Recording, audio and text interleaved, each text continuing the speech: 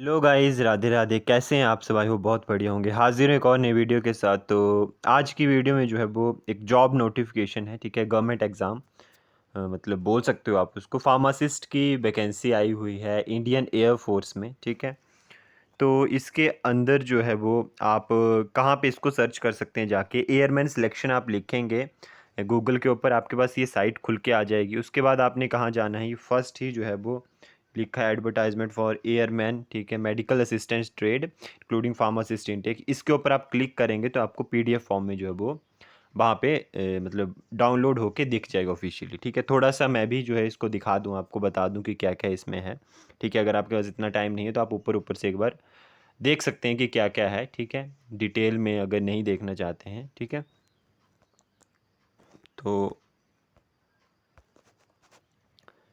तो इस तरह से आपके पास पीडीएफ आ जाएगी। भारतीय वायुसेना, ठीक है जी, इंडियन एयरफोर्स, ठीक है। और इसमें जो है वो मेल्स कैंडिडेट के लिए है सिर्फ, ठीक है, मतलब फ़ीमेल कैंडिडेट इसमें अप्लाई नहीं कर सकते हैं।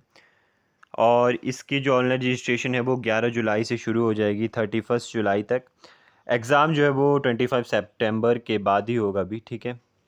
तो इसमें आप देख सकते हैं, आगे चलते हैं। यहाँ पे दिया है आपको पास कि this selection is not for selection as a commissioned officer, ठीक है, पायलट, नेविगेटर्स या अग्निवीर, ठीक है, अग्निवीर वायु। मतलब अग्निवीर वायु नहीं है, एक तरह से परमानेंट जॉब है, मतलब 4 साल की नहीं है, एक तरह से आप बोल सकते हैं इसको, ठीक है। इसमें रजिस्ट्रेशन के लिए आपको दे रखा है कि 11 जुलाई से ही शुरू होगा, 31 जुलाई तक होगा। एलिजिबिलिटी क्राइटेरिया के ऊपर वैसे आप जाके देख सकते हैं, लेकिन मतलब ऊपर ऊपर से मैं आपको बता देता हूँ कि क्या क्या है इसमें। एलिजिबिलिटी क्राइटेरिया जो है इसमें, medical assistant trade for candidate with 10th+2, जो 10th+2 के बाद जाना चाहते हैं उनके लिए भी है, जो फार्मेसी करके जाना चाहते हैं उनके लिए भी है, ठीक है। अनमैरिड जो है उनकी बता दिए डेट ऑफ बर्थ कब से, 2 जुलाई 2025, ठीक है, से 2 जुलाई 2009, ठीक है, बोथ डेट इंक्लूसिव, ठीक है, ज़रूरी है। Medical assistant trade for diploma in pharmacy के लिए अनमैरिड के लिए 2 जुलाई 2002 से 2 जुलाई 2007 तक। और मैरिड कैंडिडेट के लिए जो एज है वो 2 जुलाई 2002 से 2 जुलाई 2005, ठीक है, ये है। और एजुकेशन क्वालिफ़िकेशन की बात करें तो बेसिकली 10th+2 चाहिए minimum qualification. Physics, chemistry, biology, English में 50% होने चाहिए एग्रीगेटेड मार्क्स, ठीक है। 50% इन इंग्लिश, इंग्लिश में मैंडेटरी है कि 50% आपके होने ही चाहिए, ठीक है। नेक्स्ट आता है, अगर आप B pharmacy, sorry, not B pharmacy वालों के लिए नहीं है ये, सॉरी। अगर आपके पास डिप्लोमा है या बीएससी इन फार्मेसी है, not for B pharmacy, BSc in pharmacy, ठीक है। और इसके साथ 10th+2 होनी चाहिए इक्विवेलेंट।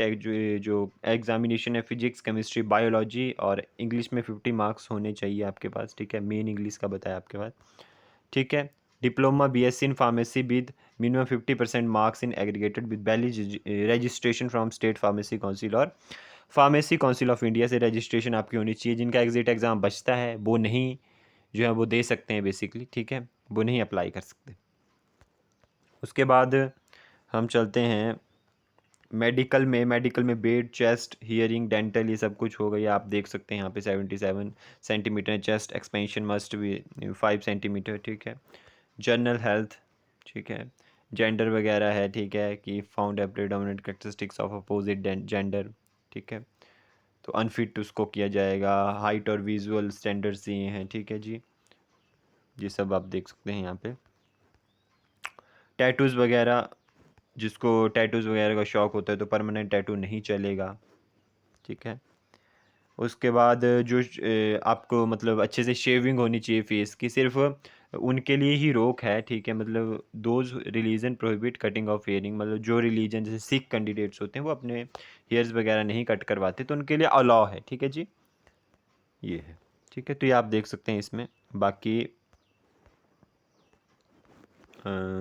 अब इसके बाद टेस्ट की बात करें आपके पास, तो टेस्ट से पहले ये इन्होंने दिया है कि ट्रेनिंग और जो पीरियड है वो कितना रहता है। तो आपकी जो आई थिंक जो ट्रेनिंग वगैरह है, ठीक है, वो रहती है जैसे आपकी सिलेक्शन हो जाती है। उसके बाद आपके पास इनिशियल पीरियड 20 साल है। उसके बाद आपकी मतलब जो एबिलिटीज़ हैं उसके ऊपर देख के आपको आगे एक्सटेंड भी किया जा सकता है आपकी जो क्या बोलते हैं आपका जो मतलब टाइम पीरियड होता है जॉब का, ठीक है, उसको जो एक्सटेंड कर सकते हैं, बाकी 20 साल तक आपको जॉब होती है, ठीक है, ये लिखा है इन्होंने।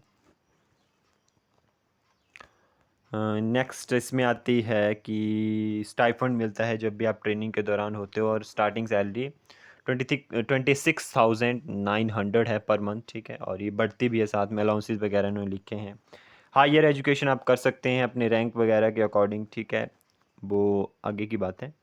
आपको आपको यहाँ पे जो है वो कौन कौन सी facility, clothing, medical, accommodation, CST facility, leave वगैरह, 60 day annuals and 30 day casual calendar leave जो है आपको मिलती हैं, ठीक है जी। अ, ये तो हो गया ये, ठीक है। नेक्स्ट एग्जामिनेशन के सीक्वेंस के बारे में, तो पहला एग्ज़ाम आपके पास इंग्लिश का होता है, आई थिंक, हाँ, इंग्लिश बताया इन्होंने, ऑनलाइन टेस्ट, ठीक है, जिसमें आपको पहले एक एडमिट कार्ड मतलब जारी होगा। इंग्लिश और हिंदी दोनों, by language, sorry bilingual language, ठीक है, बाईलिंगुअल दोनों होगा आपके पास, ठीक है। तो इसमें फ़र्स्ट एग्ज़ाम होगा पहले, ठीक है। उसके बाद जो है वो आपका 1 मार्क्स करेक्ट के लिए होगा, अगर आप गलत करते हैं तो 0.25 मार्क्स, 0.25 मार्क्स जो है वो आपके डिडक्ट होंगे, कट होंगे, मतलब नेगेटिव मार्किंग है, ठीक है जी। बाकी इन्होंने बताया कि कुछ भी मतलब नोटिफिकेशन जानकारी के लिए आप इस वेबसाइट के ऊपर एयरमैन सिलेक्शन CDSC इनके ऊपर जा सकते हैं बेसिकली, ठीक है। सेकंड फेज़ में सेकंड टेस्ट होता है, उसमें फिर से एक और न्यू एडमिट कार्ड आपके पास आएगा, उसमें जो आपको कलर प्रिंट ड्यूली ये सब कुछ लिखा होता है। जैसे भी आप कोई भी टेस्ट देते हो ना, तो आपका एडमिट कार्ड पे लिखा होता है कि ये नहीं लेके जाना है, ये लेके जाना है, इलेक्ट्रॉनिक्स नहीं लेके जानी है, कलर्ड बॉटल नहीं लेके जानी है, ट्रांसपेरेंट बॉटल, किसी किसी एग्ज़ाम में ट्रांसपेरेंट बॉटल्स पानी के लिए ले जा सकते हैं आप, लेकिन किसी किसी किसी एग्ज़ाम में अंदर ही आपको मिलती हैं, ठीक है, वो सब कुछ एडमिट कार्ड के ऊपर आपका लिखा होता है, ठीक है जी। मतलब 2 फेसेस में एग्ज़ाम होता है। NCC सर्टिफिकेट आपके पास अटेस्टेड हो जाते हैं, लेकिन यहाँ पे एक और इन्होंने आगे बात बताई है कि NCC सर्टिफिकेट जो है वो ओरिजिनल होने चाहिए।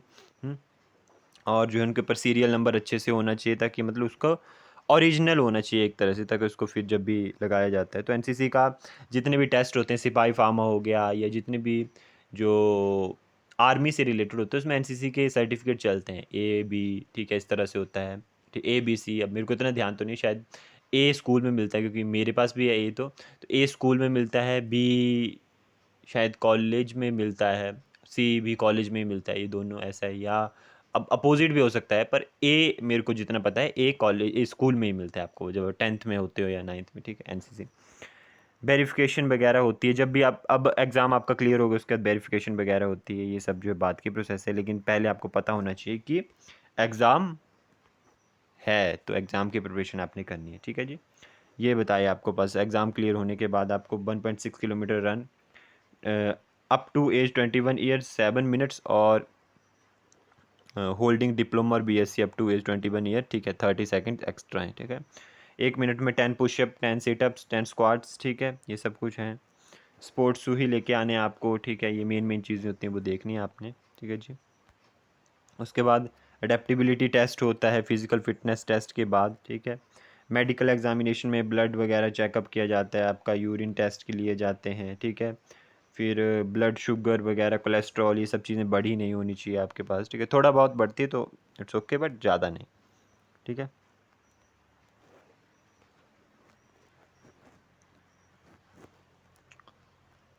तो अप्लाई करने के लिए भी इन्होंने बताया कि कैसे कैसे अपने साइट के ऊपर जाना है, फिर अपने जो है डॉक्यूमेंट्स अपलोड करने हैं, ठीक है। और इसमें आपको जो है अपनी मार्कशीट भी अपलोड करनी पड़ेगी, ठीक है, साथ में, ऐसा नहीं है कि मार्कशीट नहीं करोगे आप, मार्कशीट भी जो है वो अपनी अपलोड करोगे साथ में, जो डिप्लोमा की है बेसिकली, ठीक है। 10+2 की तो चाहिए, लेकिन डिप्लोमा की भी चाहिए। साइज़ बता दिए फ़ोटो का कितना चाहिए, ठीक है, थंब का, इमेज का, और इसमें जो है वो कैंडिडेट फादर सिग्नेचर, ठीक है, गार्डियन सिग्नेचर जो भी है। एग्ज़ामिनेशन फ़ीस जो है वो 550 रुपये, मतलब 550 रुपीज़ एग्ज़ामिनेशन फ़ीस है, ठीक है। तो ये आप स्टेप्स फॉलो करके जो है वो इसको फिलअप कर सकते हो, यही है इसमें, ठीक है जी।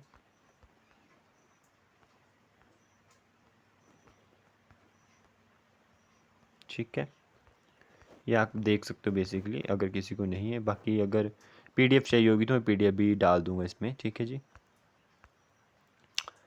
तो यही था आज की वीडियो में, आई होप आपको पसंद आई होगी, और आप जब भी एग्जामिनेशन फॉर्म स्टार्ट होंगे तब फिल कीजिए और तैयारी कीजिए। राधे राधे।